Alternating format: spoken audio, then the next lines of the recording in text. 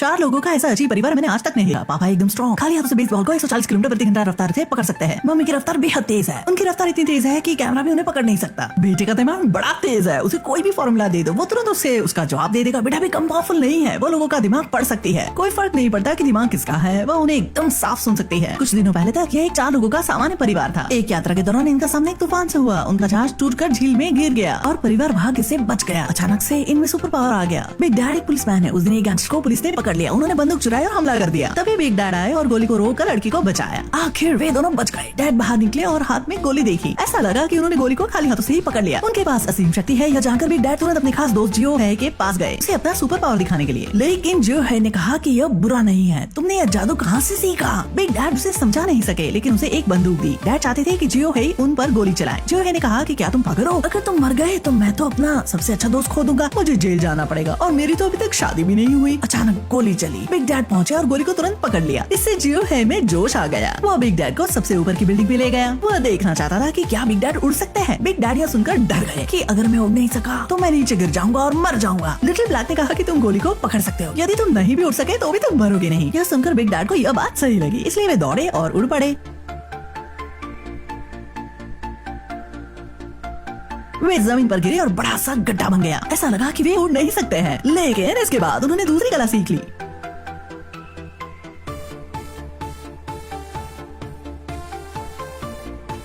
अभी तक उन्हें पता नहीं था कि उनकी पत्नी के पास भी सुपर पावर है। वो एक ऐसी महिला है जो फ्लैश से भी तेज दौड़ सकती है। उसे काम पर जाने के लिए ड्राइव करने की जरूरत नहीं थी। वो जैसे ही दौड़ी, जो भी उसे देखा ऐसा था जैसे थी फोटो। कार के पीछे की ओर देखने का शीशे का रिबन तुरंत टूट गया। जब वो रुकी तो उसने अपने आप को शहर से बाहर पाया। अगर वह सामान पहुँचाने वाली महिला होती तो वह महीने के 50,000 युआन कमा सकती है। उसका नाम है जियो में। वो एक वनस्पति वैज्ञानिक है। अगले दिन उसने अपनी सबसे अच्छी दोस्त को दिखाया कि वह अपनी रफ्तार से गायब हो सकती है और तुरंत प्रकट हो सकती है। फिर वे दोनों स्टेडियम में चली गई। उसकी दोस्त को देखना था कि जियो में कितना तेज दौड़ सकती है। आशा के विपरीत जियो में हर राउंड में तेज दौड़ी। 3 राउंड के बाद स्पीडोमीटर के वॉल जैसे चलने लगे थे। जब जियो ने कहा कि वो और तेज दौड़ सकती है, ऐसी तेज रफ्तार ने जियो की पाचन शक्ति को बढ़ा दिया। कोई फर्क नहीं पड़ता कि उसे कितनी कैलोरी खाई है। उसका शरीर अभी भी पतला था। वह काम के दौरान घर लौट आई, अपने बेटे का होमवर्क कराया, फिर तेजी से कंपनी में गई। लेकिन जब वह तेजी से जा रही थी तो फोन की तरफ देखने के कारण उसने पैरों के नीचे साइकिल नहीं देखी। वह तुरंत गिर पड़ी। इतनी रफ्तार से यह एक बड़ी टक्कर थी, किसी निर्जीव चीज की तरह वह सड़क पर रगड़ती हुई। फिर 837.22 मीटर पर रुकी और उसकी पीठ से खून आ रहे थे। लेकिन उसके घाव के इलाज करते हुए डैड ने देखा कि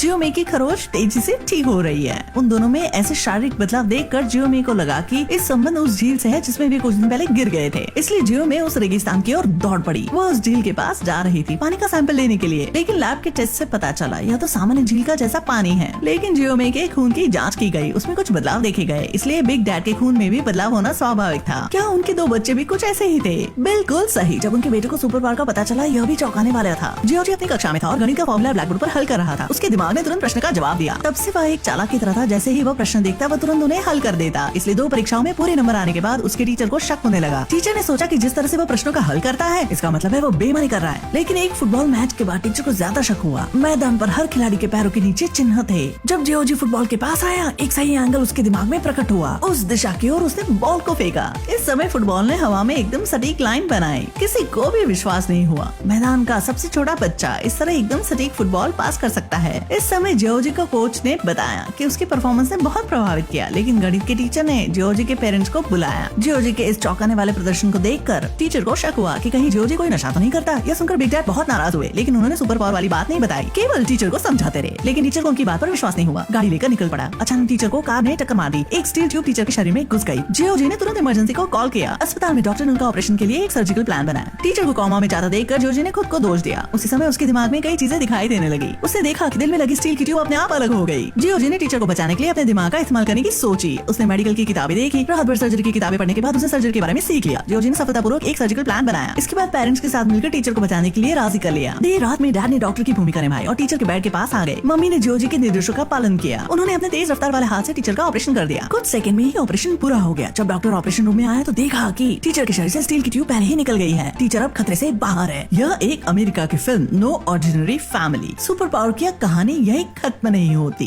क्योंकि उसकी बेटी के दिमाग को पढ़ने की शक्ति भी बहुत चौंकाने वाली थी।